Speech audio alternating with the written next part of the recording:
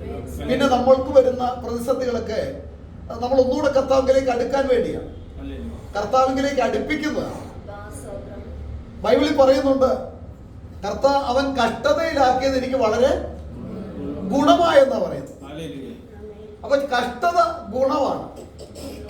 ദൈവത്തെങ്കിലേക്ക് കൂടുതൽ നമുക്ക് അടുത്ത് ചെല്ലാൻ വേണ്ടിയുള്ള ഒരു മുഖാന്തിരമാണ്. അല്ലെങ്കിൽ നമുക്കെല്ലാം ആവശ്യം പോലെ എല്ലാം തന്നു, വളരെ സുഖകരമായിട്ട് ഒരു ബുദ്ധിമുട്ടുമില്ല, സാമ്പത്തികപരമായിട്ടും ഞെരുക്കമില്ല, ശാരീരികമായിട്ടും ബുദ്ധിമുട്ടില്ല, ഒന്നുകൊണ്ടും ഒരു കുറവില്ല എങ്കിൽ നമ്മുടെ ഉള്ള അല്പം ദൈവത്തിന് നകന്നങ്ങ് പോകും. അപ്പൊ ദൈവത്തോട് അടുപ്പിക്കാൻ വേണ്ടി നമ്മൾ നഷ്ടമാകരുത്, വിശ്വസ്തമായി ജീവിക്കുന്ന വിശുദ്ധിക്ക് വേണ്ടി നിൽക്കുന്ന ദൈവജനം നഷ്ടമാകരുത് എന്നുള്ള ഉദ്ദേശത്തിൽ അവൻ ചില കഷ്ടതയിലൂടെ നമ്മളെ കടത്തിവിടുകയാണ്. ഹല്ലേലൂയ. അത് നമ്മുടെ ജീവിതത്തിൽ അനുഗ്രഹം മാത്രമാണ്. ഹല്ലേലൂയ. ഈ സങ്കീർത്തനത്തെ കുറിച്ച് ഒത്തിരി കാര്യങ്ങൾ, ഓരോ വാക്യങ്ങളെടുത്ത് ഒത്തിരി കാര്യങ്ങൾ പറയാനുണ്ടെങ്കിൽ ഞാൻ ഇന്ന് പകൽക്കാലം പറയാൻ താല്പര്യപ്പെടുന്ന വിഷയം ഇവിടെ നമുക്ക് കാണാം. ധാന്യവും വീഞ്ഞും വർദ്ധിച്ചപ്പോൾ അവർക്കുണ്ടായതിലും അധികം സന്തോഷം നീ എൻ്റെ ഹൃദയത്തിൽ നൽകിയിരിക്കുന്നു. ധാന്യം വർദ്ധിച്ച ഒരു പാർട്ടി സന്തോഷിച്ചു. ആരാ ധാന്യം വർദ്ധിച്ചപ്പോൾ സന്തോഷിച്ച വ്യക്തി? ആ ഒരു വലിയ കൃഷിക്കാരൻ കഴിഞ്ഞ വർഷത്തേക്കാൾ വരും വർഷങ്ങളെക്കാൾ കൂടുതൽ വിളവുണ്ടായപ്പോൾ എന്താ അവൻ പറഞ്ഞത്? ഇതാ വളരെ വർഷങ്ങൾ എനിക്ക് തിന്നു കുടിച്ച് ആസ്വദിക്കാനുള്ളതെല്ലാം ഒരുക്കി വെച്ചിരിക്കുക. അതുകൊണ്ട് ഞാൻ എന്ത് ചെയ്യും? ഈ കളപ്പുര ഒന്ന് പുതുക്കി പണിയും, വലിയ കളപ്പുര ഉണ്ടാക്കും. എന്നിട്ട് ഞാൻ അത് എന്ത് ചെയ്യും? ഭക്ഷിക്കും, തിന്നു കുടിച്ച് ആനന്ദിക്കുമെന്നാണ്. അവൻ എന്ത് സംഭവിച്ചു? അന്ന് രാത്രി അവന്റെ പ്രാണനെ ദൈവം ചോദിച്ചു. എന്നിട്ട് മൂടാ, ഇന്ന് രാത്രി നിന്റെ പ്രാണനെ ദൈവം ചോദിച്ചാൽ നീ ഒരുക്കി വെച്ചത് ആർക്കാകും? ഹല്ലേലൂയ. അപ്പൊ ധാന്യവും വീഞ്ഞും വർദ്ധിച്ചപ്പോൾ ഉണ്ടായ സന്തോഷം താൽക്കാലികമാണ്. അതിലൊന്നും നമ്മൾ കൂടുതൽ ആനന്ദിക്കേണ്ട, നമ്മൾ ആറാടേണ്ട. ദൈവത്തിന് സ്തോത്രം. ഹല്ലേലൂയ. ഇവിടെ സങ്കീർത്തനക്കാർ ധാന്യവും വീഞ്ഞും വർദ്ധിച്ചപ്പോൾ അവർക്കുണ്ടായതിലും അധികം സന്തോഷം നീ എന്റെ ഹൃദയത്തിൽ നൽകിയിരിക്കുന്നു. പിന്നെ വീഞ്ഞ് വർദ്ധിച്ച ഒരു സംഭവം നമുക്കറിയാം. അത് വളരെ പേർഷ്യൻ രാജാവായ കോരസിന്റെ കാലത്താണ്. ആ കോരസിന്റെ കാലത്ത് നമുക്കറിയാം, ബാബിലോണിലെ നെബൂഖദ്നേസർ രാജാവിന്റെ വീട്ടിൽ, ആ കൊട്ടാരത്തിൽ വീഞ്ഞ് വർദ്ധിച്ചു. വീഞ്ഞ് ധാരാളം ഉണ്ടായി.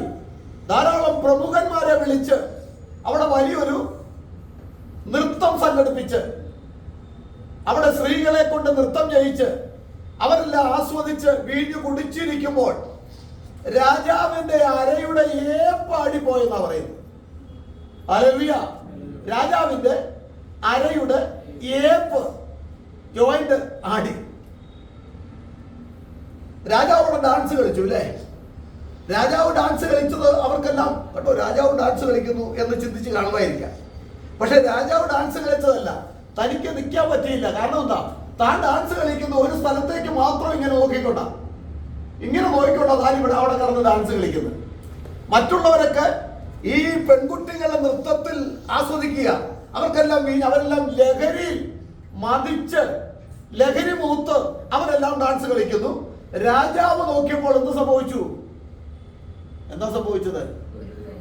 ഒരു കൈപ്പത്തി ചുവരിൽ വന്നെഴുതി, മെനെ മെനെ തെക്കേൽ ഉഫർസിൻ.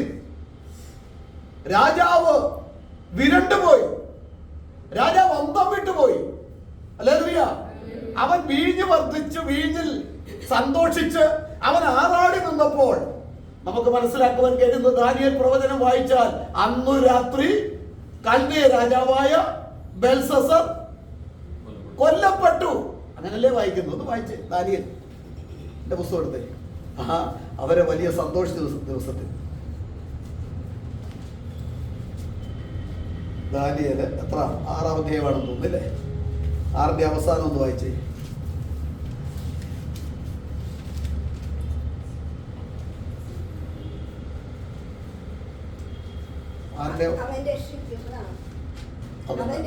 അതല്ല, 5-ാം അധ്യായത്തിന്റെ അവസാന വാക്യം 23, 29, 30 വാക്യങ്ങൾ വായിച്ചേ. അപ്പോൾ ബെൽഷസ്സിന്റെ കൽപ്പനയാൽ അവർ ദാനിയേലിന് ധൂമ്ര വസ്ത്രവും കഴുത്തിൽ പൊന്മാലയും ധരിപ്പിച്ചു. അവൻ രാജ്യത്തിലെ മൂന്നാമനായി വാഴുമെന്ന് അവനെ കുറിച്ച് പ്രസിദ്ധമാക്കി. ആ രാത്രിയിൽ തന്നെ കൽദയ രാജാവായ ബെൽഷസ്സർ കൊല്ലപ്പെട്ടു. കൽദയ രാജാവായ ബെൽഷസ്സർ കൊല്ലപ്പെട്ടു. എന്താ സംഭവിച്ചത്? ദൈവത്തിന്റെ ആലയത്തിലെ പാത്രം എടുത്തുകൊണ്ടുപോയി വീഞ്ഞു കുടിച്ച് അതിൽ നൃത്തം ചെയ്ത് അവൻ വലിയ ലോകത്തിലെ വലിയ പ്രമുഖനാണെന്ന് കാണിക്കാൻ വേണ്ടി മറ്റുള്ള രാജ്യത്തിലുള്ള പ്രമുഖന്മാരെ വിളിച്ച് എല്ലാവിധത്തിലുള്ള അവന്റെ പ്രൗഢി കാണിക്കാൻ വേണ്ടി അവൻ നോക്കി. അന്ന് രാത്രി ദൈവം ഒരു ഓർഡർ കൊടുത്തിരുന്നു. കൽദയ രാജാവായ പേർഷ്യൻ രാജാവായ കോരസിനോട് പറഞ്ഞു. എന്താ? യെശയ്യാവ് 45:1 വായിച്ചേ. 45:1.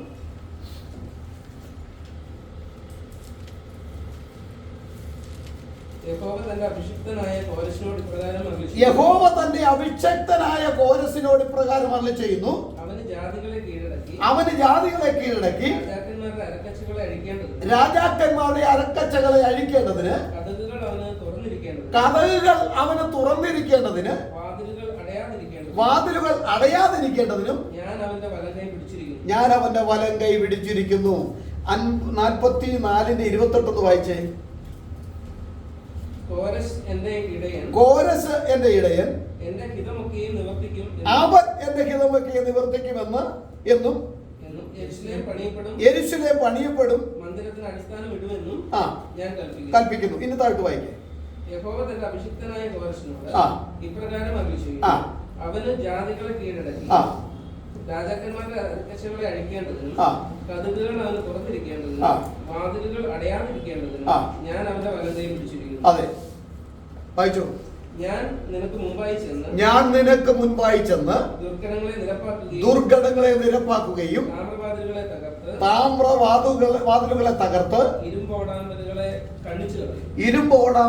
കണ്ണിച്ചു കളയുകയും ചെയ്യും. പിന്നെ നിന്നെ പേർ ചൊല്ലി വിളിക്കുന്ന ഞാൻ യഹോവ ഇസ്രായേലിന്റെ ദൈവം തന്നെ എന്ന് നീ അറിയേണ്ടതിന് ഞാൻ നിനക്ക് ഇരുട്ടിലെ നിക്ഷേപങ്ങളും നമുക്കറിയാം. ഇവിടെ നീ എന്റെ ഇടയനാണ്, എന്റെ അഭിഷക്തനാണെന്ന് പറയുന്ന ആരോടാ? കോരസ് എന്ന് പറഞ്ഞ ഒരു ജാതീയ രാജാവിനോടാ പറയുന്നത്. അഭിഷക്തൻ എന്ന് പറഞ്ഞതിന്റെ അർത്ഥം എന്തുവാണ്? ഒരു പ്രത്യേക ഉദ്ദേശത്തിന് വേണ്ടി വേർതിരിക്കപ്പെട്ട വ്യക്തിയാണ്. അപ്പോൾ നീ എന്റെ അഭിഷക്തനാണ് എന്ന് പറഞ്ഞാൽ ജാതികളായിരിക്കുന്ന ബാബിലോണിന്റെ കോട്ട തകർക്കാൻ വേണ്ടി ദൈവം തിരഞ്ഞെടുത്ത ഒരു വ്യക്തി. എപ്പോൾ തിരഞ്ഞെടുത്തു? എപ്പോഴാ കോരസിനെ തിരഞ്ഞെടുത്തത്? കോരസ് ജനിക്കുന്നതിന് വർഷങ്ങൾക്ക് മുൻപ്, കോരസ് ജനിക്കുന്നതിന് 125 വർഷത്തിന് മുൻപ് ദൈവത്തിന്റെ ആത്മാവിനാൽ പ്രവചിച്ച പ്രവചനമാണ് നമുക്കിവിടെ കാണാൻ കഴിയുന്നത്. ഹല്ലേലൂയ. അപ്പൊ നമ്മളെ കുറിച്ചൊക്കെ ഒരു കാര്യം ദൈവത്തിന് അറിയാം. നമ്മുടെ അമ്മയുടെ ഉദരത്തിൽ ഉരുവാകുന്നതിന് മുൻപേ അവൻ നമ്മളെ പേര് വിളിച്ചത് കൊണ്ട് ഇന്ന് പകൽക്കാലം ദൈവത്തെ ആരാധിക്കുവാൻ എനിക്ക് നിങ്ങൾക്ക് കൃപ ലഭിച്ചത്. Hallelujah, hallelujah. അല്ലാതെ നമ്മൾ വെറുതെ ഇങ്ങോട്ട് കയറി വന്നൊന്നുമല്ല. ദൈവത്തിന് നമ്മളെ കുറിച്ചൊരു വലിയ പദ്ധതി ഉണ്ടായിരുന്നു.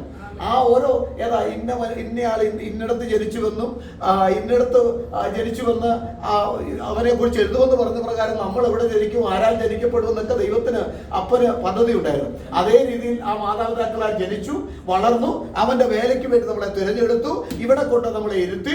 അങ്ങനെ ദേശത്തിന്റെ പല ഭാഗങ്ങളിലായി ദൈവം അനേകരെ തിരഞ്ഞെടുത്ത് കർത്താവിനെ ആരാധിക്കുവാൻ ഈ അന്ത്യകാലത്ത് അഭിഷക്തന്മാരെ കർത്താവ് എഴുന്നേൽപ്പിച്ചുകൊണ്ടിരിക്കുകയാണ്. ദൈവത്തിന് സ്തോത്രം, ഹല്ലേലൂയ. അതിന്റെ ഭാഗവാക്കാകുവാൻ എനിക്കും നിങ്ങൾക്ക് കർത്താവ് കൃപ ചെയ്തു എന്നുള്ളതാണ്. കോരസ് ആണ് ബാബേൽ കോട്ട തകർത്ത്, ആർക്കും കയറി അവരെ തകർക്കാൻ കഴിയാത്ത വിധത്തിൽ വലിയ കോട്ടയാണ്. അതിന്റെ ചരിത്രം പഠിച്ചാൽ നമുക്കറിയാം. കാരണം ഈ കോട്ടയ്ക്കുള്ളിൽ അതിന് ചുറ്റിലുമായിട്ട് വലിയ കിടങ്ങ് കുഴിച്ചതിന് ശേഷം വലിയ ആഴത്തിൽ വെള്ളം, യൂഫ്രട്ടീസ് നദിയിലെ വെള്ളം അതിലേക്ക് ഒഴുക്കി ഒരു വ്യക്തിക്കും കടന്നു വരാത്ത വിധത്തിൽ അത് അടച്ചു പൂട്ടിയിരുന്നു. അതിന്റെ കഥകളൊന്നും പെട്ടെന്ന് തുറക്കാൻ പറ്റില്ല. അല്ലെങ്കിൽ താമ്ര കഥകളാണ്. അത് തുറന്നെങ്കിൽ മാത്രമേ അകത്ത് കടന്ന് ഈ ജാതീയ രാജാക്കന്മാരെ തകർക്കാൻ പറ്റൂ. അപ്പോ അത് തകരാൻ വേണ്ടിയുള്ള ദൈവത്തിന്റെ പദ്ധതി നൂറ്റാണ്ടുകൾക്ക് മുൻപേ ദൈവം തിരഞ്ഞെടുത്ത ഒരുവനെ അഭിഷേകം ചെയ്ത് ഒരു രാത്രി ഒരിക്കൽ രാജാവിനൊരു തോന്നൽ ഉണ്ടായി. എന്താ, നമുക്കൊരു കാര്യം ചെയ്യാം, നമുക്കെല്ലാവർക്കും വീഞ്ഞും കൊടുത്ത വലിയൊരു വിരുന്ന് കഴിച്ചെന്നാ പറയുന്നത്. അവിടുത്തെ രാജാക്കന്മാരുടെ വിരുന്നിൽ എന്തുണ്ട്? മദ്യം പ്രധാന വിഷയമാണ് അല്ലെ. ദാനിയേലിനെ ഇത് കുടിപ്പിക്കാനായിട്ട് നോക്കി അല്ലെ. രാജഭോജനം കൊണ്ട് എന്നെ തന്നെ അശുദ്ധമാക്കുകയില്ല എന്ന് രാജാവ് ദാനിയേൽ ദൈവസേന തീരുമാനമെടുത്തിരുന്നു. ഈ ലോകത്തിലെ മലിന വസ്തുക്കളെ കൊണ്ട് ദൈവത്തിന്റെ മന്ദിരമാകുന്ന നമ്മുടെ ശരീരത്തെ അശുദ്ധമാക്കാനുള്ളതല്ല. അത് ദൈവത്തിന് വേണ്ടി സമർപ്പിക്കപ്പെട്ട ആലയം തന്നെയാണ്. ഹല്ലേലൂയ. ദൈവത്തിന് വേണ്ടി സമർപ്പിക്കപ്പെട്ട ആലയമാണ് ഞാനും നിങ്ങളും എന്നുള്ള ബോധം ഏത് മേഖലകളിൽ പോകുമ്പോഴും എനിക്കും നിങ്ങൾക്കും ഉണ്ടായിരിക്കണം. ഹല്ലേലൂയ. നിങ്ങൾ ദൈവത്തിന്റെ മന്ദിരമെന്നും ദൈവത്തിന്റെ ആത്മാവ് നിങ്ങളിൽ വസിക്കുന്നു എന്ന് പറയുന്നില്ലയോ? ദൈവത്തിന്റെ മന്ദിരത്തെ നശിപ്പിക്കുന്നവനെ അവൻ നശിപ്പിക്കും. ഇത് ദൈവത്തിന്റെ മന്ദിരമാണ്. ഇത് അശുദ്ധിക്ക് വേണ്ടി ഏൽപ്പിക്കാനുള്ളതല്ല. ഇത് ദ്രവ്യാഗ്രഹത്തിന് വേണ്ടി ഏൽപ്പിക്കാനുള്ളതല്ല. ഇത് വിഗ്രഹാരാധനയിലേക്ക് ഏൽപ്പിക്കാനുള്ളതല്ല. ഇത് മദ്യപാനത്തിലേക്ക് ഏൽപ്പിക്കാനുള്ളതല്ല. ഇത് ദുർമാർഗത്തിലേക്ക് ഏൽപ്പിച്ചു കൊടുക്കാനുള്ളതല്ല. ഇത് വിശുദ്ധിയോടെ കർത്താവിന്റെ കാഹളനാദം മുഴങ്ങുന്നത് വരെ നിലനിർത്തേണ്ട ഒന്നാണ്. ഹല്ലേലൂയ. ദൈവത്തിന് സ്തോത്രം. ഒരു പാട്ടുണ്ടല്ലോ, വിശുദ്ധിയിൽ, എനിക്കെല്ലാം അതിന്റെ എല്ലാ അടിയാർത്ഥം. വിശുദ്ധിയിൽ ഭയങ്കരൻ, സ്തുതികളിൽ ഉന്നതൻ, നമ്മുടെ ദൈവം തന്നെ. ദൈവജനമേ ഉണർന്നു നിൻ ബലം വരി, ചൊരുങ്ങുകയതിശീഘ്രം. കാലിത്തൊഴുത്തിൽ പിറന്നവൻ നമുക്കായി പൊതലെ സഞ്ചരിച്ചു, കുരിശിന്മേൽ മരിച്ചവൻ ഉയർത്തു, എന്നേക്കും ജയം നമുക്കെന്ന്. ഹല്ലേലൂയ. അവൻ കാൽവരി ക്രൂശിൽ മരിച്ച് അടക്കപ്പെട്ട് ഉയർത്തെഴുന്നേറ്റത് കൊണ്ട് ജീവിക്കുന്ന ദൈവമക്കളെ, എനിക്കും നിനക്കും പരാജയമില്ല. കഷ്ടതയുണ്ട്, രോഗമുണ്ട്, ദുഃഖമുണ്ട്, എങ്കിലും പരാജയമില്ല. നമുക്ക് ജയം നൽകിയിരിക്കുന്ന ഒരു കർത്താവ് നമുക്കുണ്ട്. ഹല്ലേലൂയ. നമ്മുടെ ദൈവം എത്ര നല്ലവനല്ലേ. ഈ ദൈവത്തെ അറിയാൻ ഇടയായി തീർന്നതല്ലേ നമ്മുടെ ഏറ്റവും വലിയ ഭാഗ്യം അല്ലേ. ഏറ്റവും വലിയ ഭാഗം സത്യ ദൈവത്തെ അറിയാനായിട്ട് നമ്മള് പണ്ട് വിഗ്രഹങ്ങളുടെ പുറകെ പോയവരാ അല്ലേ. ഏതാ എന്തെങ്കിലും മതം എന്തെങ്കിലും ഒന്നിനെ വാർത്തുണ്ടാക്കി അത് ഇന്നതാണെന്ന് പറഞ്ഞാൽ അതങ്ങ് വിശ്വസിച്ചോണം. ഇത് പുണ്യവാളനാണെന്ന് പറഞ്ഞാൽ അതിനെ വിശ്വസിച്ചോണം. ഇത് മാതാവാണെന്ന് പറഞ്ഞാൽ ഒരു സ്ത്രീയുടെ രൂപം ഉണ്ടാക്കിയിട്ട് മാതാവാണെന്ന് പറഞ്ഞാൽ വിശ്വസിച്ചോണം. അവിടെ തിരികൊളുത്തി വെച്ചോണം. അവിടെ കൊണ്ട് തീർച്ച അതിനുവേണ്ടി പെരുന്നാൾ നടത്തിക്കോണം.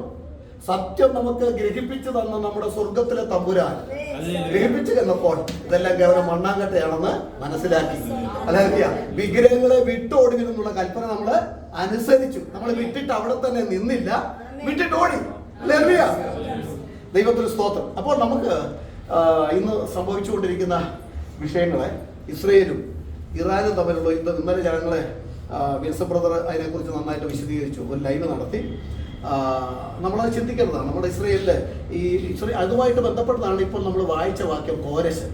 കോരശാണ് ഇസ്രയേലിൽ യെരൂശലേം പണിയാനായിട്ട്, അവിടെ ദേവാലയം പണിയാനായിട്ട് കൽപ്പന കൊടുത്തത്. അതിനുശേഷം അവർ തെറ്റിപ്പോയി. ദൈവത്തിന്റെ ജനമായ ഇസ്രയേലിനെ ദൈവം എന്ത് ചെയ്തു? തിരഞ്ഞെടുത്തതാ, പ്രത്യേകമായി തിരഞ്ഞെടുക്കപ്പെട്ട ഒരു കൂട്ടമായി ഇസ്രയേൽ ജനങ്ങൾ. ഓർത്തോണം, പുതിയ നിയമ ഇസ്രയേലാണ് നമ്മൾ കർത്താവിന്റെ നാമത്തിന് വേണ്ടി നിൽക്കുന്ന. നമ്മള് കർത്താവിന്റെ നാമത്തെ ഉയർത്തി കർത്താവിന് വേണ്ടി ജീവിക്കുന്നവര് പുതിയ നിയമ ഇസ്രയേലാണ്. അത് നമ്മുടെ മനസ്സിൽ കണ്ടുകൊണ്ട് വേണം നമ്മൾ ഇതിനെ കുറിച്ച് ചിന്തിക്കാനായിട്ട്. ഇസ്രയേൽ എന്ന് പറയുന്ന ഒരു ജാതി ഉണ്ടായതപ്പോഴാ പറഞ്ഞു യാബോക് നദീതീരത്ത് യാക്കോബ് തനിക്കുള്ളതിനെല്ലാം അക്കരെ കയറ്റി വിട്ട് ഒറ്റയ്ക്ക് നിൽക്കുമ്പോൾ ഒരു വലിയ മൽപ്പിടുത്തം നടന്നു അല്ലേ. എങ്ങനെ മൽപ്പിടുത്തം നടന്നു? ദൈവത്തിന്റെ ദൂതനുമായിട്ട്. എന്നിട്ട് നീ യഹോവയുമായിട്ട് നീ മൽപ്പിടിച്ച് ജയിച്ചത് കൊണ്ട് എന്താ, നിനക്ക് ഇനി യാക്കോബ് എന്നല്ല, നിനക്ക് ഇനി ഇസ്രയേൽ എന്ന് പേര് വിളിക്കപ്പെടുന്നു. അവിടെ വെച്ചാണ് ഇസ്രയേൽ, തന്റെ തലമുറയാണ് ഇസ്രയേൽ ജനം. ഹല്ലേലൂയ. അപ്പൊ എന്താ അതിന് കാരണം? ദൈവത്തോട് മല്ല് പിടിച്ച് ജയിച്ചു. അപ്പൊ ദൈവത്തോട് മല്ല് പിടിച്ച് ജയിക്കാൻ ഒരു മനുഷ്യന് കഴിയുമോ?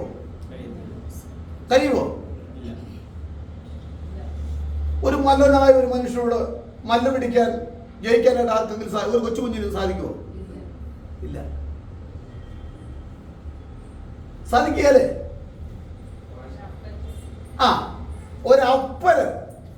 ഒരപ്പനും മകനും കൂടെ നടന്നു പോകുന്ന അവസരത്തിൽ മകന് എന്തോ ഒരു കാര്യം കണ്ടു. മകൻ പറഞ്ഞു, എനിക്കത് വാങ്ങിച്ചു തരണം, വാങ്ങിച്ചു തരികയില്ല എന്ന് പറഞ്ഞു. ആവശ്യമുള്ള സാധനമാകട്ടോ, ആവശ്യമുള്ള സാധനം ദൈവവചനം പറയുന്നുണ്ട്, നിങ്ങൾ നിർബന്ധം കുഞ്ഞുങ്ങൾക്ക് നടത്തി കൊടുക്കരുതെന്നാണ്. നിർബന്ധിക്കുന്നതിന് മുമ്പേ ആവശ്യമുള്ളത് മേടിച്ച് കൊടുത്തോണം. അപ്പോൾ ഈ ആവശ്യമുള്ള സാധനം എന്ത് ചെയ്തു? അപ്പൻ കൈക്ക് പിടിച്ച് ബലമായിട്ട് പിടിച്ചിട്ട് ഇതെനിക്ക് വാങ്ങിച്ചു തന്നെങ്കിലേ പോകുമെന്ന് പറഞ്ഞ് അവൻ അവിടെ നിൽക്കുകയാണ്. ഈ അപ്പൻ ആരോഗ്യമുണ്ട്, അവനെ വലിച്ചെടുത്ത് ഓടയിലേക്ക് വലിച്ചെറിയാനുള്ള ആരോഗ്യമുണ്ട്. ഏതെങ്കിലും കരുണയുള്ള സ്നേഹമുള്ള അപ്പൻ തന്റെ കുഞ്ഞിനെ വലിച്ചെറിയുമോ? അപ്പൻ മേടിച്ചു കൊടുക്കുന്നു. ഇവിടെ ഒരു യുദ്ധം നടന്നു. ഈ യുദ്ധത്തിൽ ആരാ ജയിച്ചത്? മകൻ ജയിച്ചു. ഇത് മസിൽ പവർ അല്ല, പിന്നെയോ ഒരു അപ്പനും മക്കളും എന്നുള്ള ഒരു പ്രമാണത്തിൽ വരുന്ന ജയതോൽവികളാണ്. അത് ജയവുമില്ല, അത് തോൽവിയില്ല. അപ്പോൾ ദൈവം സാധാരണ ഈ ഇസ്ലാം സമൂഹം ചോദിച്ചതാ, നിങ്ങളൊക്കെ ദൈവം ഒരു മനുഷ്യന്റെ മുമ്പിൽ തോറ്റുപോയ ദൈവമല്ലേ, ആ ദൈവത്തെ എന്താണ് നിങ്ങൾ ആരാധിക്കുന്നതൊക്കെ ചിലരൊക്കെ ചോദിക്കാറുണ്ട്. ദൈവം തോക്കുക എന്ന് പറഞ്ഞാൽ അതിന് അർത്ഥം എന്തുവാ? തന്നെ തോക്കാൻ വേണ്ടി അങ്ങ് ഏൽപ്പിച്ചു കൊടുത്തു. നമ്മൾ നമ്മുടെ മക്കളുടെ അടുത്ത് ചിലപ്പോൾ തോറ്റു പോകുകയല്ലേ? അത് നമുക്ക് ആരോഗ്യമില്ലാത്തതുകൊണ്ടോ കഴിവില്ലാത്തതുകൊണ്ടോ നമുക്ക് ബുദ്ധിയില്ലാത്തതുകൊണ്ടാണോ? അല്ല, അവിടെ നമ്മൾ തോറ്റു കൊടുക്കണം.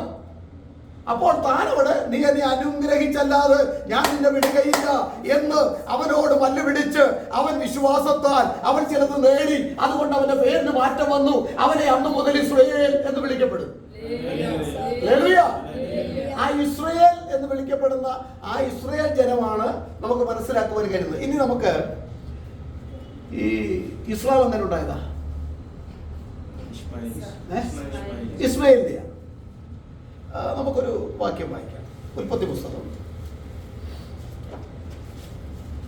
16-ാം അധ്യായം അതിന്റെ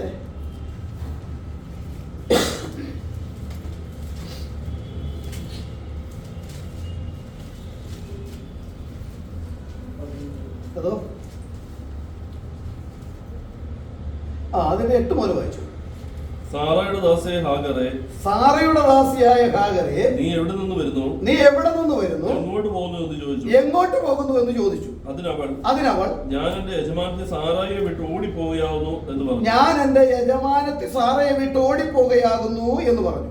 യഹോവയുടെ ദൂതൻ അവളോട്, യഹോവയുടെ ദൂതൻ അവളോട്, നിന്റെ യജമാനത്തിയുടെ അടുക്കൽ മടങ്ങിച്ചെന്ന്, നിന്റെ യജമാനത്തിയുടെ അടുക്കൽ മടങ്ങിച്ചെന്ന് അവൾക്ക് കീഴടങ്ങിയിരിക്കാമെന്ന് കൽപ്പിച്ചു. അവൾക്ക് കീഴടങ്ങിയിരിക്കുക എന്ന് കൽപ്പിച്ചു.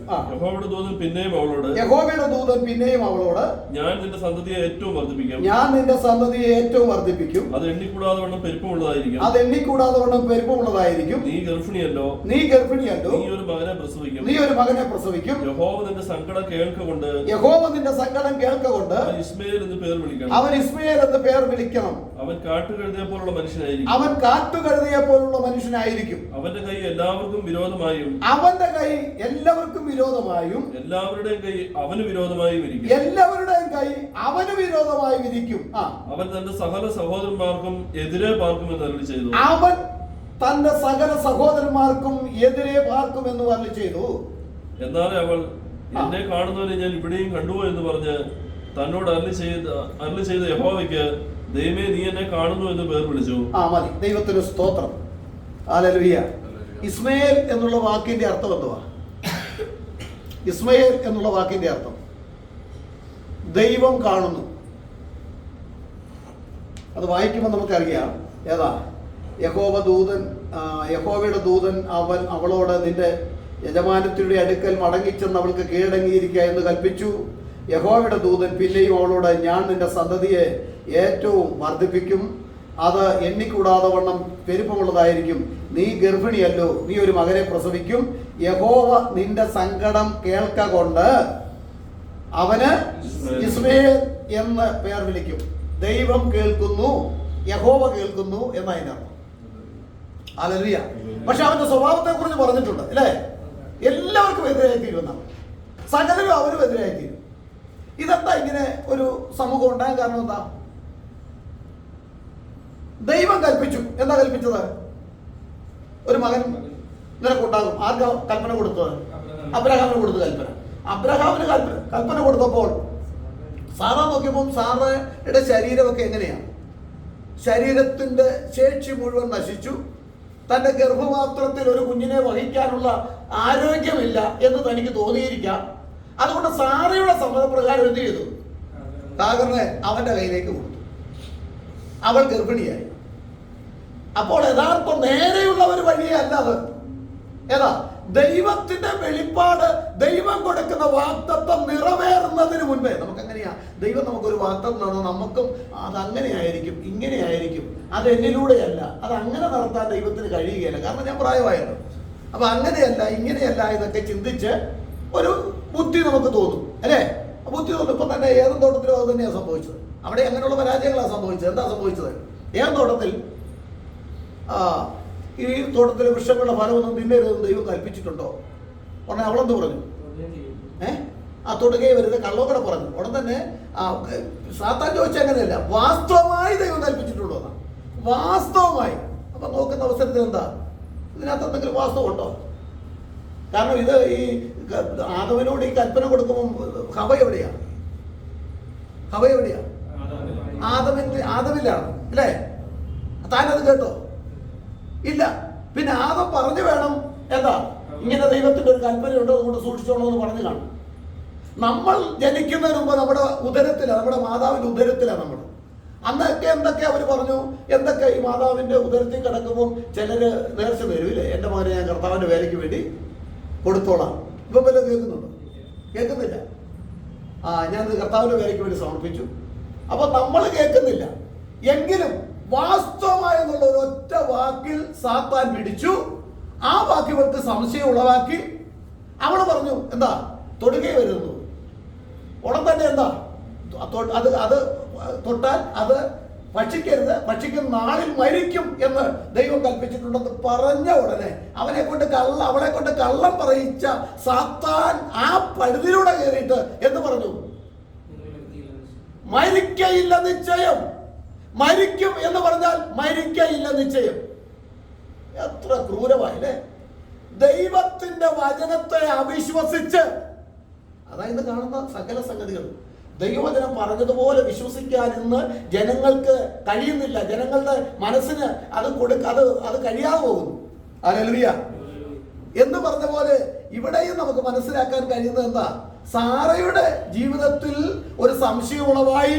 ആ സംശയം അബ്രഹാമിന് കൊടുത്തു. അങ്ങനെ ദൈവത്തിന്റെ വാഗ്ദത്തം കാത്തിരിക്കാൻ മനസ്സില്ലാതെ ഒരു വിധത്തിൽ പറഞ്ഞ ഒരു വളഞ്ഞ വഴിയിലൂടെ പോയി ഉണ്ടായി. ആരുണ്ടായി? ഇസ്മയേൽ ഉണ്ടായി. അതിനുശേഷമായിട്ട് യഥാർത്ഥത്തിൽ ദൈവം അവരോട് പറഞ്ഞു, നിനക്കും നിന്റെ ജാതി സന്തതി ഒരു വലിയ സമൂഹമായി തീരും എന്ന് പറഞ്ഞിട്ടുണ്ടായിരുന്നു. അപ്പോൾ അതിനുശേഷം വീണ്ടും ഈ കുഞ്ഞ് ജനിച്ചതിന് ശേഷം എന്ത് സംഭവിച്ചു? ഇവള് ഗർഭിണിയായി കഴിഞ്ഞപ്പോൾ സാറയുടെ വിധം മാറി കേട്ടോ. സാറാനുഭവമായി സംഭവിച്ചത്.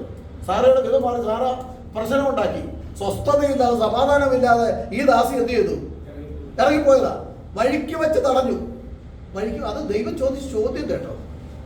അതൊക്കെ നമ്മൾ ചിന്തിക്കേണ്ട വിഷയം കേട്ടോ. ദൈവം ചോദിച്ചെന്താ? സാറയുടെ ദാസിയെന്നാ വിളിച്ചത്. സാറ നിമിത്തം ഇറങ്ങിപ്പോയത്. ആർക്കെങ്കിലും ഇഷ്ടപ്പെടുമോ? നമ്മളെ ദ്രോഹിച്ച ഒരാളുടെ ദാസിയാണെന്ന് പറയുന്നത് ആരെങ്കിലും ഇഷ്ടപ്പെടുമോ? കർത്താവ് നോക്കുന്നില്ല. കാരണം ഇങ്ങനെ ഒരു കുഞ്ഞുണ്ടാകാൻ കാരണം ആരാ? സാറയാണ്. സാറ അനുവദിച്ചുകൊണ്ടാ, അല്ലെങ്കിൽ നടക്കുകയില്ല. അപ്പൊ സാറയുടെ ദാസിയായ ഹാഗറേ എന്നാ ചോദിച്ചത്, നീ നിന്റെ യജമാനത്തിയുടെ അടുക്കൽ മടങ്ങി പോകണം. ഹല്ലേലൂയ. അതിനുശേഷമായിട്ട് പ്രസവിച്ചു കഴിഞ്ഞ് വീണ്ടും യുദ്ധം തുടങ്ങി. ആരൊക്കെ?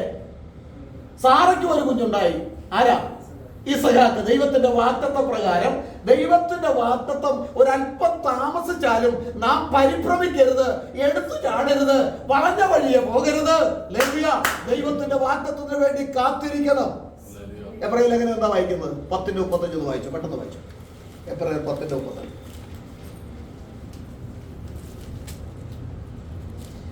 അതുകൊണ്ട് മഹാപ്രതിഫലമുള്ള നിങ്ങളുടെ ധൈര്യം തള്ളിക്കളയരുത്. അതുകൊണ്ട് മഹാപ്രതിഫലമുള്ള നിങ്ങളുടെ ധൈര്യം തള്ളിക്കളയരുത്. ദൈവേഷ്ടം ചെയ്ത് വാഗ്ദത്തം പ്രാപിക്കുവാൻ, ദൈവ ഇഷ്ടം ചെയ്ത് വാഗ്ദത്തം പ്രാപിപ്പാൻ സഹിഷ്ണുത നിങ്ങൾക്ക് ആവശ്യം. എന്താ സഹിഷ്ണുത? സഹിഷ്ണുത നിങ്ങൾക്ക് ആവശ്യം.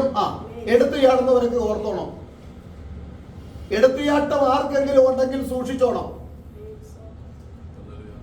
സഹിഷ്ണുത നിങ്ങൾക്ക് ആവശ്യം. പിന്നെ ഇനി എത്രയും അല്പകാലം കഴിഞ്ഞിട്ട് വരുവാനുള്ളവൻ വരും. ഇനി എത്രയും അല്പകാലം കഴിഞ്ഞിട്ട് വരുവാനുള്ളവൻ വരും. താമസിക്കുകയില്ല. അവൻ താമസിക്കുകയില്ല. എന്നാൽ എന്റെ നീതിമാൻ വിശ്വാസത്താൽ ജീവിക്കും. എന്നാൽ എന്റെ നീതിമാൻ വിശ്വാസത്താൽ ജീവിക്കും. പിന്മാറുന്നുവെങ്കിൽ എന്റെ ഉള്ളത്തിൽ അവനിൽ പ്രസാദമില്ല. എന്റെ ഉള്ളത്തിൽ അവനിൽ പ്രസാദമില്ല.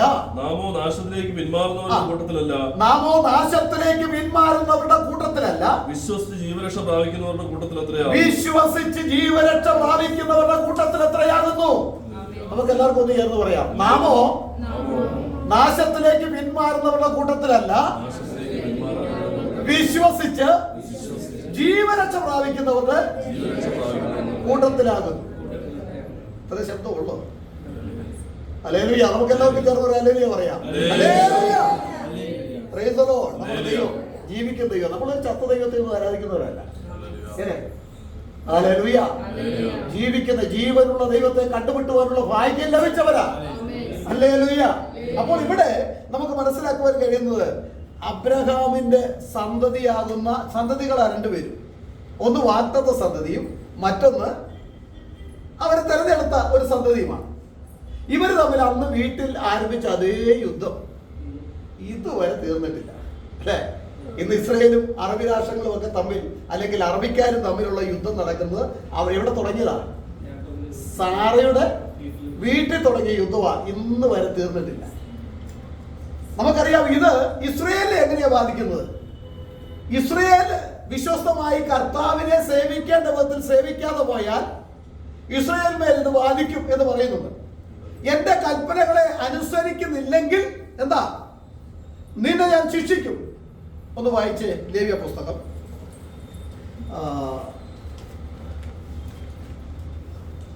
26 അധ്യായം എടുക്കുക.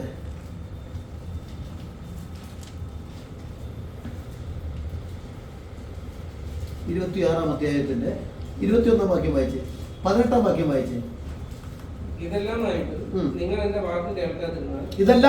നിങ്ങൾ എന്റെ വാക്ക് കേൾക്കാതിരുന്നാൽ നിങ്ങളുടെ പാപങ്ങൾ നിമിത്തം ഞാൻ നിങ്ങളെ 7 മടങ്ങ് ശിക്ഷിക്കും. അതിന്റെ 21 വായിച്ചേ. നിങ്ങൾ എനിക്ക് വിരോധമായി നടന്ന് എന്റെ വാക്ക് കേൾക്കാതിരുന്നാൽ ഞാൻ നിങ്ങളുടെ പാപങ്ങൾക്ക് തക്കവണ്ണം 7 മടങ്ങ് ബാധ നിങ്ങളുടെ മേൽ വരുത്തും. അതിന് 24 വാക്യം വായിച്ചേ. നിങ്ങൾക്ക് ബോധം വരാതെ നിങ്ങൾ എനിക്ക് വിരോധമായി നടന്നാൽ നിങ്ങൾക്ക് ബോധം വരാതെ എനിക്ക് വിരോധമായി നടന്നാൽ ഞാനും നിങ്ങൾക്ക് വിരോധമായി നടക്കും. നിങ്ങളുടെ പാപങ്ങൾ നിമിത്തം 7 മടങ്ങ് നിങ്ങളെ ശിക്ഷിക്കും. 28 വാക്യം വായിച്ചേ. ഞാൻ ഇതെല്ലാമായിട്ടും നിങ്ങൾ എന്റെ വാക്ക് കേൾക്കാതെ എനിക്ക് വിരോധമായി നടന്നാൽ ഞാനും ക്രോധത്തോടെ നിങ്ങൾക്ക് വിരോധമായി നടക്കും. നിങ്ങളുടെ പാപങ്ങൾ നിമിത്തം നിങ്ങളെ 7 മടങ്ങ് ശിക്ഷിക്കും. ഹല്ലേലൂയ. ആ ശിക്ഷയിൽ നമുക്കറിയാം ഈ ശിക്ഷ ആരംഭിച്ചതെന്ന ജാതികൾ ഏതാ യെരൂശലേമിനെ ചവിട്ടുന്ന സന്ദർഭത്തെ കുറിച്ച് വിശുദ്ധ ബൈബിൾ പറയുന്നുണ്ട്. ലൂക്കോസ് 21:24 വായിക്കും. പെട്ടെന്ന് വായിക്കും.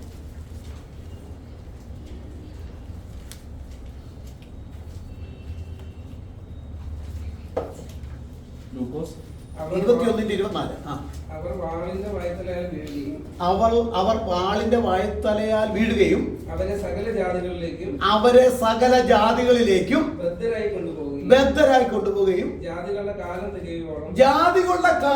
തികയുവോളം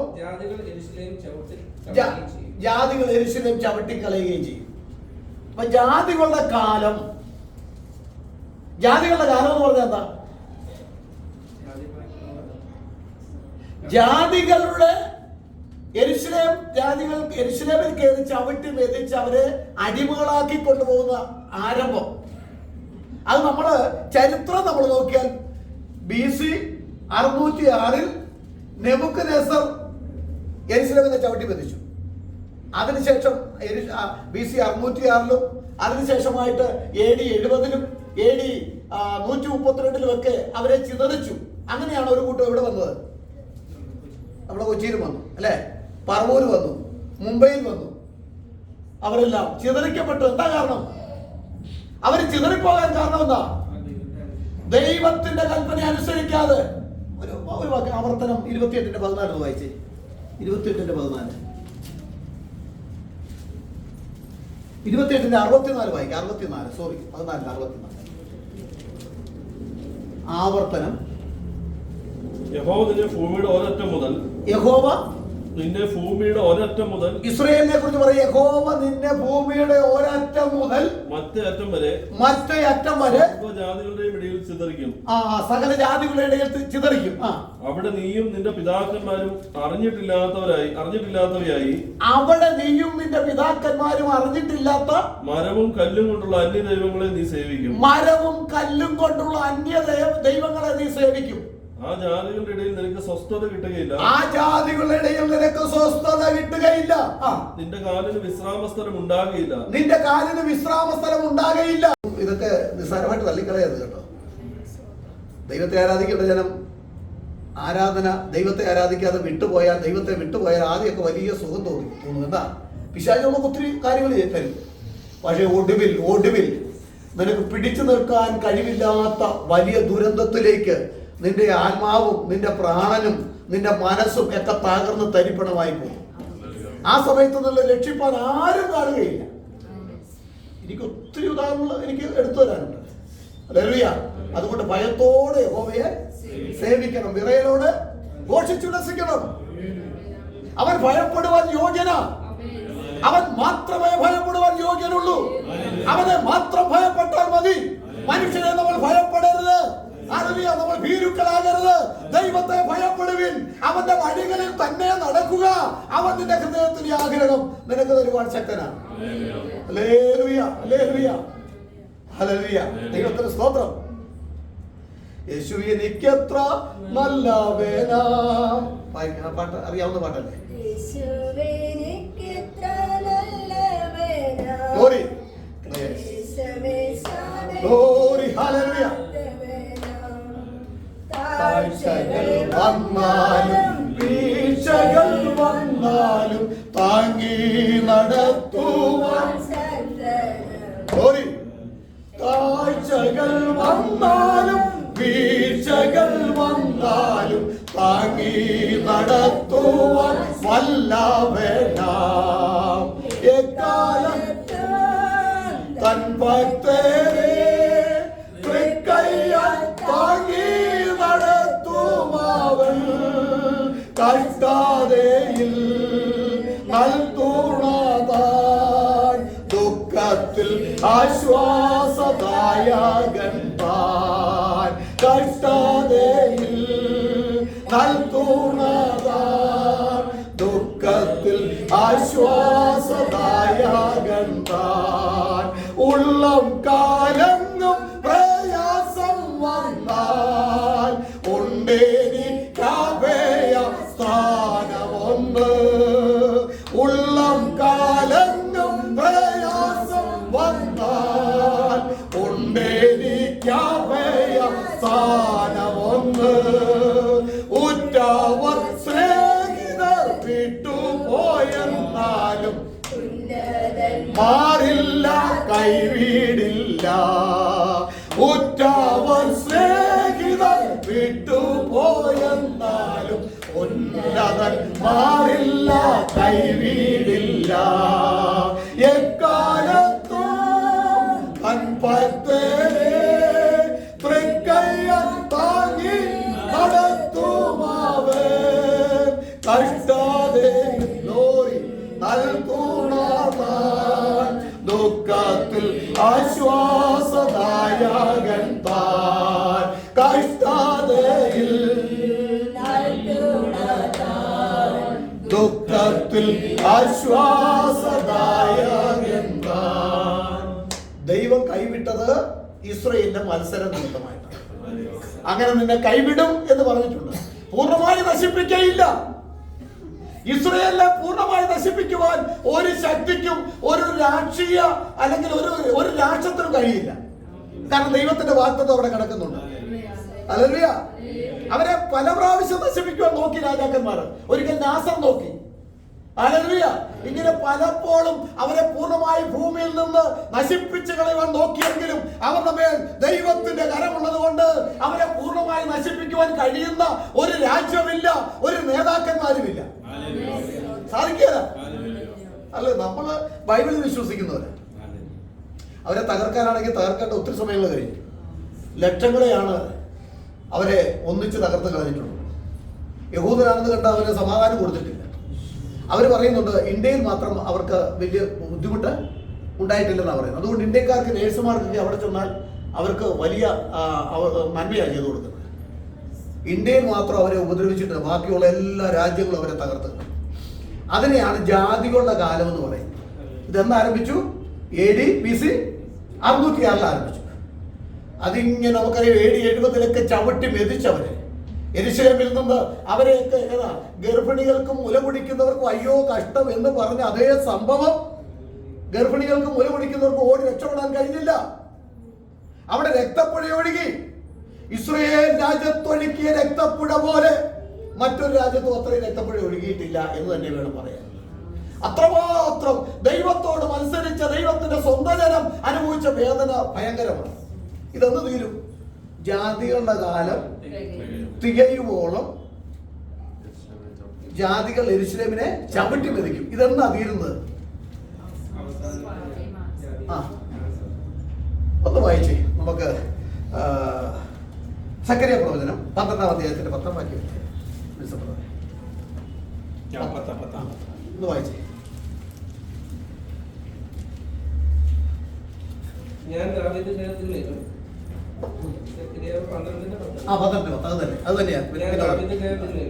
യെരൂശലേം നിവാസികളുടെ മേലും കൃപയുടെയും യാചനകളുടെയും ആത്മാവിനെ പറഞ്ഞു.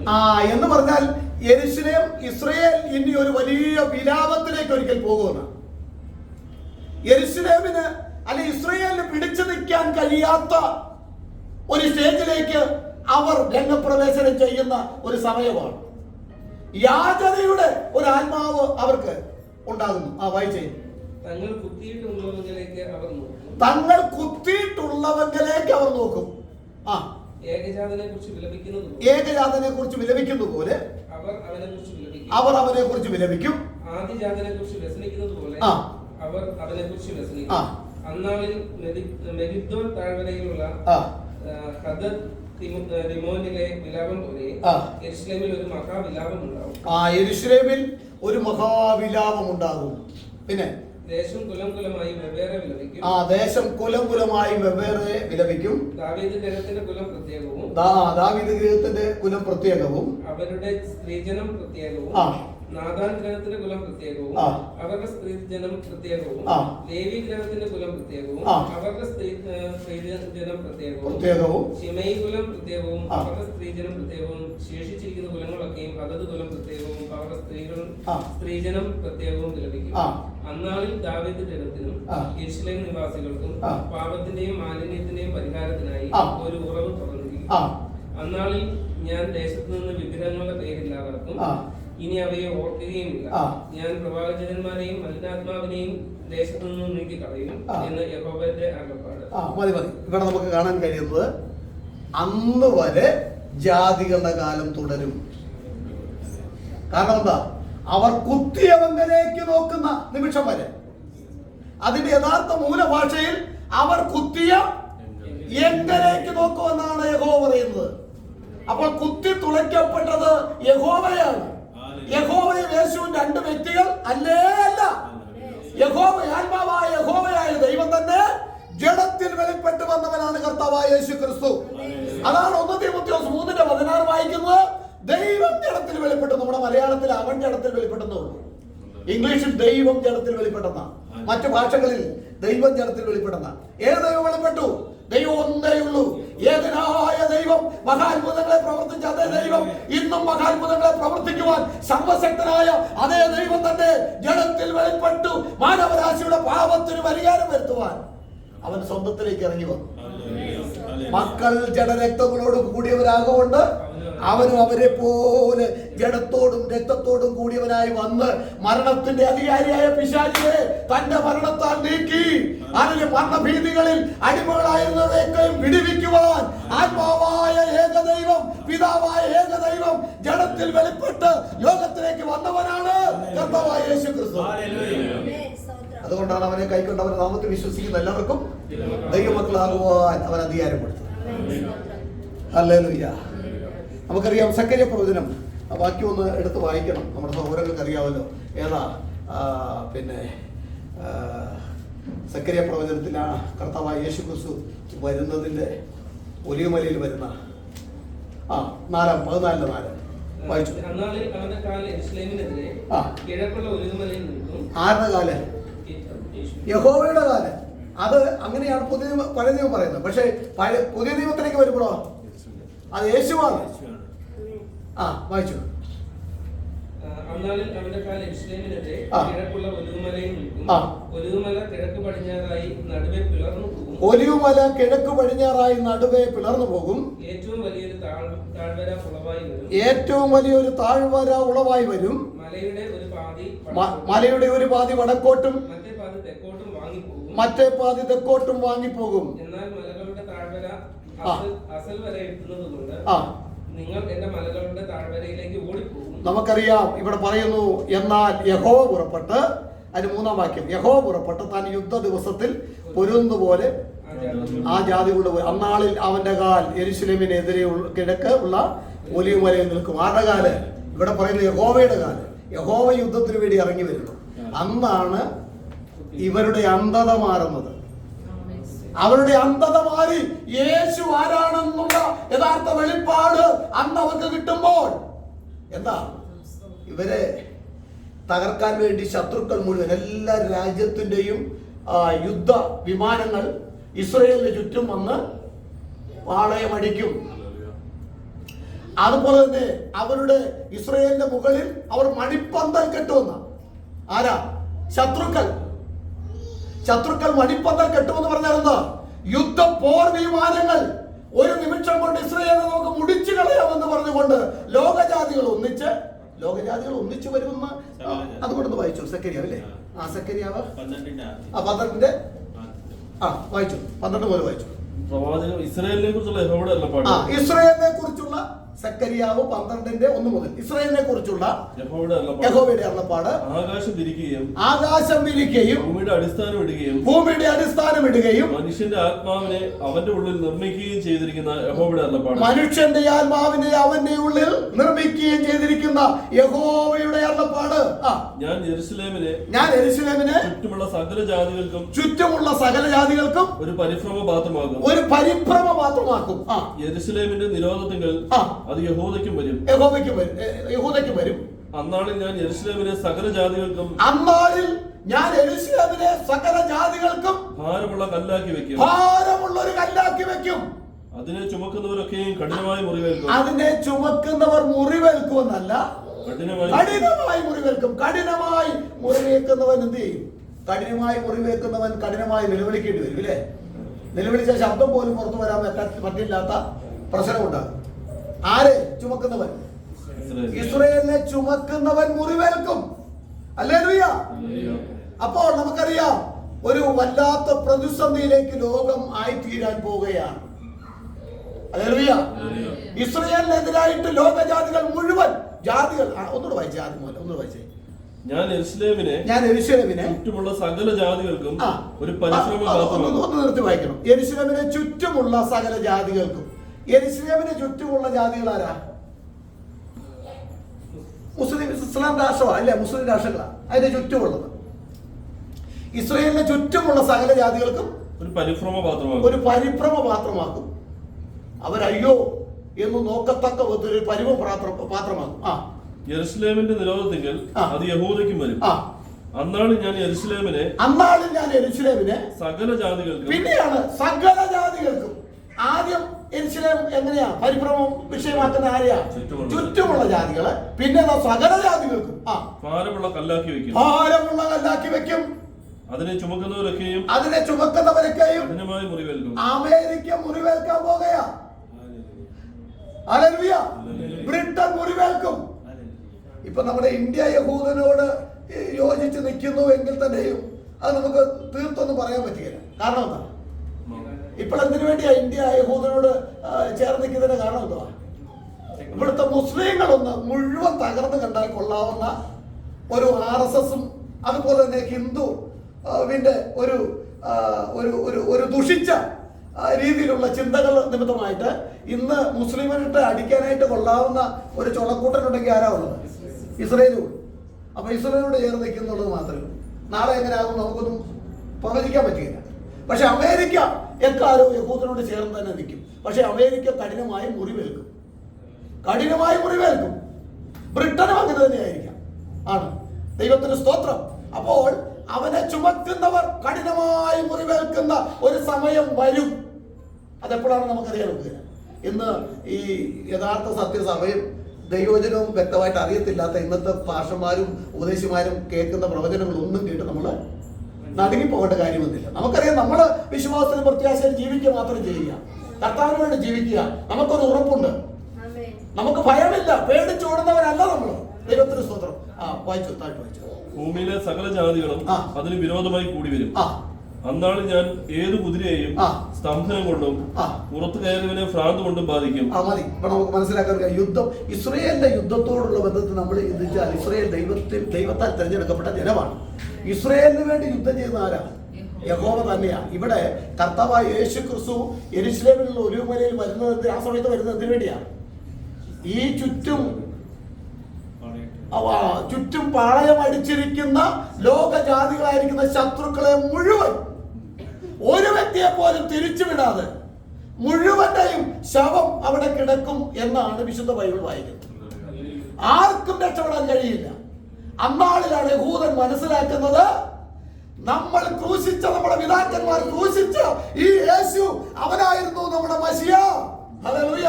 മശിയ അവനായിരുന്നു നമ്മുടെ ദൈവം, അവനായിരുന്നു യഹോവ എന്ന് മനസ്സിലാക്കി ഒരു ജാതി അന്ന് അവിടെ ജനിച്ചു വീഴുകയാണ്. അവർ വിലാപത്തോടെ അവര് നടുങ്ങും കേട്ടോ. ചുറ്റിലും ഇവർക്കൊന്നും ചെയ്യാൻ പറ്റുകയില്ല. ഒരുപക്ഷെ ഇവരുടെ യുദ്ധോപകരണം നൽകാൻ തീർന്ന് കാണുമായിരിക്കാം. ഇവർക്കൊന്നും ചെയ്യാൻ പറ്റാത്ത അവസ്ഥയിൽ എന്ത് സംഭവിക്കും?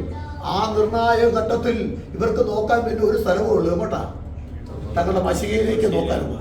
ഇവര് സ്ത്രീകൾ, നമ്മൾ വായിച്ചല്ലോ, സ്ത്രീകൾ പ്രത്യേകവും അവിടെ യുവാക്കന്മാരും കുഞ്ഞുങ്ങളും പ്രായമുള്ളവരും ഒക്കെ ഒരു വലിയ നിലവിളി യെരൂശലേമിൽ ഉയരുന്നു. അത് ഭയങ്കര കേട്ടോ.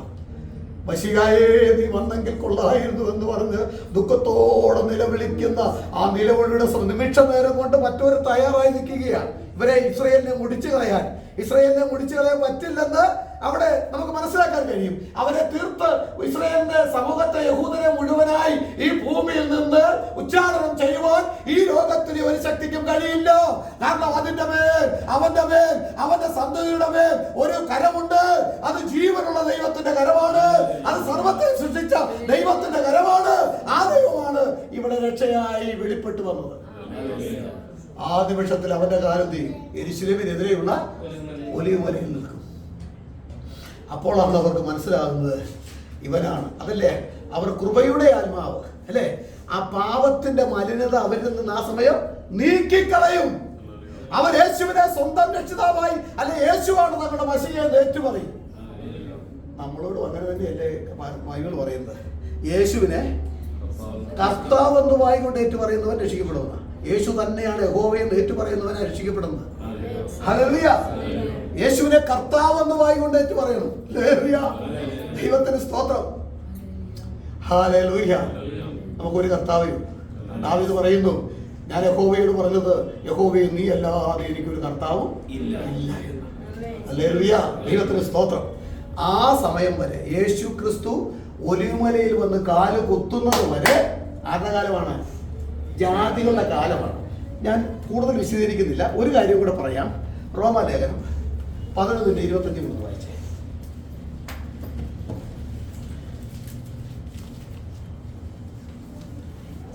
സഹോദരന്മാരെ, നിങ്ങൾ ബുദ്ധിമാന്മാരെന്ന് നിങ്ങൾക്ക് തോന്നാതിരിക്കാൻ ഈ രഹസ്യം അറിയാതിരിക്കരുത് ഞാൻ ആഗ്രഹിക്കുന്നു. ജാതികളുടെ പൂർണ്ണസംഖ്യ ചേരുവോളം ജാതികളുടെ പൂർണ്ണസംഖ്യ ചേരുവോളം ഇസ്രായേലിന് അംശമായി കാഠിന്യം സംഭവിച്ചിരിക്കുന്നു. ഇസ്രായേലിന് അംശമായി കാഠിന്യം ഭവിച്ചിരിക്കുന്നു. ഇങ്ങനെ ഇസ്രായേൽ മുഴുവനും രക്ഷിക്കപ്പെടും. അങ്ങനെ ഇസ്രായേൽ മുഴുവൻ രക്ഷിക്കപ്പെടും. കണ്ടോ, രംഗം വരുന്നത് കണ്ടോ? അതെപ്പോഴാണ്?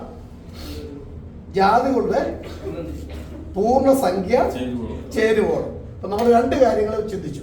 ഒന്ന് ജാതികളുടെ കാലം. ജാതികളുടെ കാലം എന്ന് പറഞ്ഞാൽ ജാതികൾ ഇസ്രായേലിനെ ചവിട്ടി മെതിക്കുന്ന ജാതികളാൽ അല്ലെങ്കിൽ ജാതികളെ ഒന്നും പിന്നെ ഇസ്രായേലിനെ ഒന്നും ജാതികൾക്കൊന്നും തൊടാൻ പറ്റുകയില്ല. ജാതികൾക്ക് ഇസ്രായേലിനെ ഇപ്പൊ തൊടാനും അവിടേക്ക് വലിയ മിസൈലുകളൊക്കെ അയച്ച് ചില കുറച്ചൊക്കെ അപകടങ്ങളൊക്കെ സൃഷ്ടിക്കാൻ കാരണം എന്തുവാ? ദൈവം അനുവദിച്ചതാ. ദൈവത്തിൽ നിന്ന് ഒരു പരിധി വരെ ദൈവം ഒന്ന് അയച്ചു കൊടുത്തതാ. ഒരു വാക്യം കൂടെ നിങ്ങൾ ഒന്ന് വായിച്ചേക്കണേ. ആവർത്തനം 30:4 വായിച്ചേ. ആവർത്തനം 30:4. ഇസ്രായേലിൽ വേറൊരു വാഗ്ദത്തമുണ്ട്. ആ വാഗ്ദത്തം നിനക്കുള്ളവർ ആകാശത്തിന്റെ അറുതി വരെ ചിതറിപ്പോയിരുന്നാലും. നേരത്തെ നമ്മൾ വായിച്ചെന്തോ ആകാശത്തിന്റെ അറുതി വരെ ചിതറിക്കുമെന്നാണ്. ഇപ്പൊ നിങ്ങൾ ചിതറിപ്പോയാലും നിന്റെ ദൈവമായ യഹോവ അവിടെ നിന്ന് നിന്നെ കൂട്ടിച്ചേർക്കും. അവിടെ നിന്ന് നിന്നെ കൂട്ടിച്ചേർക്കും. അതാണ് ആരംഭിച്ചത്. 1948 അല്ലേ? 48 ഇസ്രായേൽ ഒരു രാജ്യം ഉണ്ടായതിനു ശേഷം എന്തോ ആവർത്തനം 30:4. ആ വാഗ്ദത്തമുണ്ട്. തള്ളിക്കളഞ്ഞാലും തള്ളിക്കളയുന്നവനല്ല. ജാതികളുടെ മുമ്പിൽ തള്ളിക്കളഞ്ഞ പോലെ തോന്നിക്കുമെങ്കിലും അവൻ പൂർണ്ണമായി യഹൂദജാതിയെ തള്ളിക്കളയില്ല. യഹൂദജാതിയെ വിളിച്ചു വേർതിരിക്കപ്പെട്ട കൂട്ടമാ ദൈവത്തിനെ നീ ഓർത്തുകൊള്ളുക. നിന്റെ പേര് ഒന്ന് വിളിച്ചിരിക്കുന്ന നിന്നെ പൂർണ്ണമായി നശിപ്പിക്കുവാൻ ദൈവം ആഗ്രഹിക്കുന്നില്ല. നിന്നെ തള്ളിക്കളയില്ല. നിന്നെ അവൻ ചേർത്തുകൊള്ളും. Hallelujah, hallelujah. ഒരു പെറ്റതുള്ളത് എന്റെ കുഞ്ഞിനെ മറന്നാലും ഞാൻ നിന്നെ മറക്കയില്ല എന്ന് അവർക്ക് വാഗ്ദത്തം. ഹല്ലേലൂയ. നമ്മളൊക്കെ വളരെ ധൈര്യശാലികളായി കർത്താവിൽ തന്നെ ആശ്രയിച്ച് മുൻപോട്ട് പോകണം. ഭക്തന്മാർ പാടി ഇങ്ങനെ: ഒന്നും കണ്ടിട്ടല്ല എൻ ജീവിതാരംഭം വിശ്വാസ കാൽച്ചുവടിയിലത്രേ തന്നീടുമേ സ്വർഗഭണ്ഡാരത്തിൽ നിന്ന് ഒന്നിനും മുട്ടില്ലാതെ വന്ന് ആശയ്ക്കെതിരായി ആശയോടെ വിശ്വസിക്കുകയിലെല്ലാം സാധ്യം. എന്താനന്ദം എനിക്കെന്താനന്ദം പ്രിയ യേശുവിൻ കൂടെയുള്ള വാസം. ചിന്താതീതം അത് മനോഹരം എന്നും സന്തോഷമാ പുതുജീവിതം. ഹല്ലേലൂയ. ആരും നിരാശപ്പെട്ടു പോകരുത്. നമ്മുടെ ജീവിതത്തിൽ എന്തെല്ലാം വാക്കുകൾ കേട്ടാലും എന്തെല്ലാം പ്രതിസന്ധി ഉണ്ടായാലും നേരെ നിന്നോണം, വിശ്വസ്തമായി നിന്നോണം, വിശുദ്ധിക്ക് വേണ്ടി നിന്നോണം. ഹല്ലേലൂയ. പ്രത്യാശയോടെ നിന്നോണം. നമ്മുടെ പ്രത്യാശയ്ക്ക് ഭംഗം വരികയില്ല. ഹല്ലേലൂയ. ഇനി റോമലേഖനം 11:25 വായിച്ചു. സഹോദരന്മാരെ, നിങ്ങൾ ബുദ്ധിമാന്മാരെന്ന് നിങ്ങൾക്ക് തന്നെ തോന്നാതിരിപ്പാൻ ഈ രഹസ്യം അറിയാതിരിക്കരുത്. ജാതികളുടെ പൂർണ്ണസംഖ്യ ചേരുവോളം ഇസ്രായേലിന് അംശമായി കാഠിന്യം ഭവിച്ചിരിക്കുന്നു. ഇസ്രായേൽ അംശമായി കാഠിന്യം എന്നുള്ളത് എങ്ങനെ ഇംഗ്ലീഷ് ഒന്ന് അന്ധത എന്നാണ്.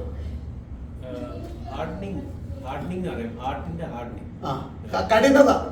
ആ കാര്യങ്ങൾ മനസ്സിലാക്കാനായിട്ട് അവന് പറ്റാത്തൊരവസ്ഥ. പിന്നെ സുവിശേഷങ്ങളിലാണെന്ന് തോന്നുന്നു അവൻ അന്ധത പിടിച്ചിരിക്കുക. അതിനൊരു തെളിവ് നമുക്കറിയാം. എമ്മോസിലേക്ക് പോയ രണ്ടുപേര് യേശു കൂടെ ഉണ്ടായിട്ട് അവർക്ക് മനസ്സിലായില്ല അല്ലേ? പിന്നെ യേശു എന്ത് ചെയ്തു? അത് കഴിഞ്ഞതിന് ശേഷം അവരുടെ കണ്ണ് തുറന്നു, അവർ അവനെ അറിഞ്ഞു. അപ്പൊ യേശുവിനെ അറിയാതിരിക്കാൻ അന്ധത പിടിച്ച ഒരു പരിധി വരെ നമുക്കത് ഭാഗ്യം ഉണ്ടായി. എന്താ? അവര് യേശു ക്രിസ്തു ആ കാട്ടൊലിവിനോട് ചേർത്ത് നമ്മളെ ഒട്ടിച്ചു. അവർ സ്വന്തത്തിലേക്ക് വന്നു, സ്വന്തമായവരവനെ കൈക്കൊണ്ടില്ല. പക്ഷെ അവനെ കൈക്കൊണ്ട് അവന്റെ നാമത്തിൽ വിശ്വസിക്കുന്നവർക്ക് ദൈവമക്കളാകുവാൻ അധികാരം കൊടുത്തു.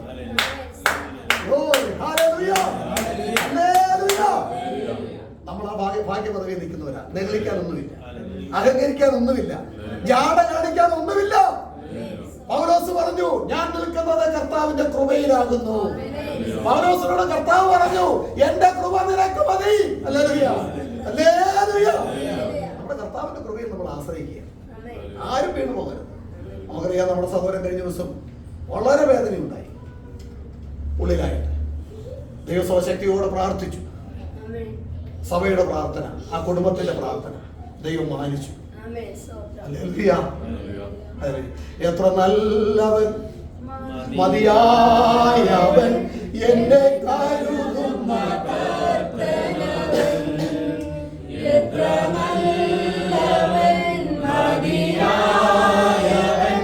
എന്നെ കരുതുന്ന കർത്തനവൻ. ഹല്ലേലൂയ. എന്റെ ആവശ്യങ്ങൾ എല്ലാം അറിഞ്ഞിടുന്ന ഏറ്റവും അടുത്ത സഹായകൻ താൻ. എന്റെ ആവശ്യങ്ങൾ എല്ലാം അറിഞ്ഞിടുന്ന ഏറ്റവും അടുത്ത സഹായകൻ താൻ. ദൈവകൃപയിൽ ഞാൻ ആശ്രയിച്ച് അവൻ വഴികളെ ഞാൻ അറിഞ്ഞ് അനുഗമിച്ചിടും. ഹല്ലേലൂയ. അനുഗമിച്ചിടും അവനുടെ ചുവടുകളെ. ദൈവകൃപയിൽ ഞാൻ ആശ്രയിച്ച്. റോമലേഖനം വായിച്ചു, ഒന്നുകൂടെ വായിച്ചു. ജാതികളുടെ സംഖ്യ ജാതികളുടെ പൂർണ്ണസംഖ്യ ചേരുവോളം ഇസ്രായേലിന് ആവശ്യമായി കാഠിന്യം ഭവിച്ചിരിക്കുന്നു. മതി. ജാതികളുടെ കാലം എന്തെന്നുള്ളത് നമ്മൾ പഠിച്ചു. ജാതികളാൽ ഇസ്രായേൽ വിധിക്കപ്പെടും. ജാതികൾ ഇസ്രായേലിനെ കയറി മേയും. അവനെ തകർത്ത് കളയാൻ പറ്റില്ലെങ്കിലും ഒത്തിരി ജാതികൾ നിമിത്തമായിട്ട് ഒത്തിരി പീഡ അവൻ സഹിച്ച് നമുക്കറിയാം, ചരിത്രം അറിയാം. ഇനി അവൻ കുറച്ചുകൂടെ സഹിക്കേണ്ടതായിട്ടുണ്ട്. അതിന്റെ ലക്ഷണം ഇതൊക്കെയാണ്. ഇപ്പൊ ഇറാൻ അങ്ങോട്ട് ആക്രമിക്കുമ്പോൾ ചിലതൊക്കെ അങ്ങോട്ട് ചെന്ന് വീഴുന്നുണ്ട്. ദൈവം അനുവദിച്ചാണ്.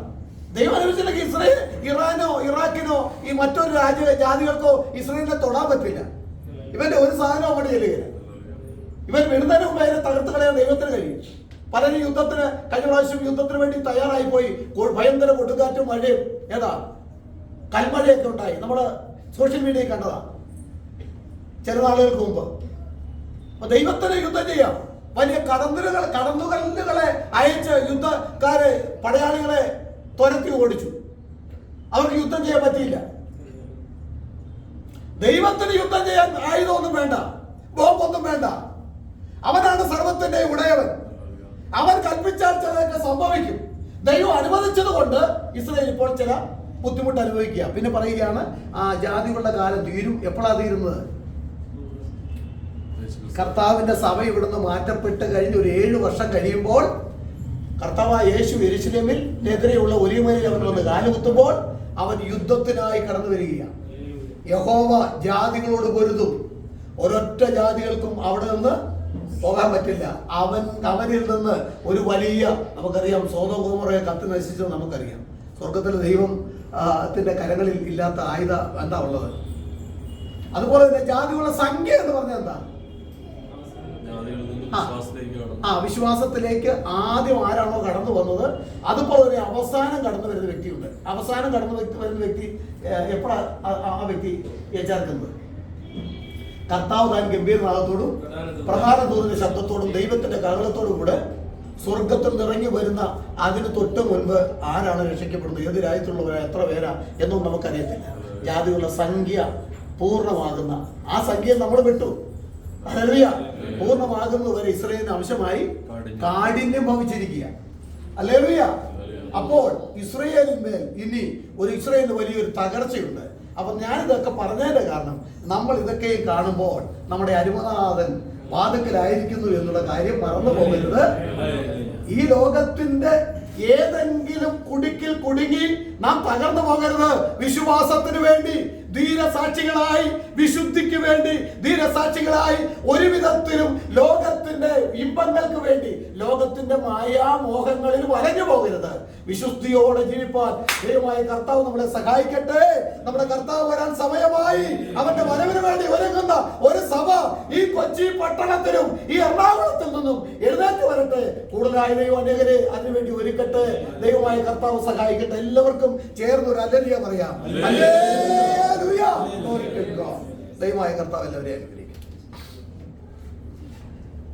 ഈ അവസരം നമ്മുടെ കുഞ്ഞുങ്ങൾക്ക് സാക്ഷ്യം പറയാം. അതിനുശേഷം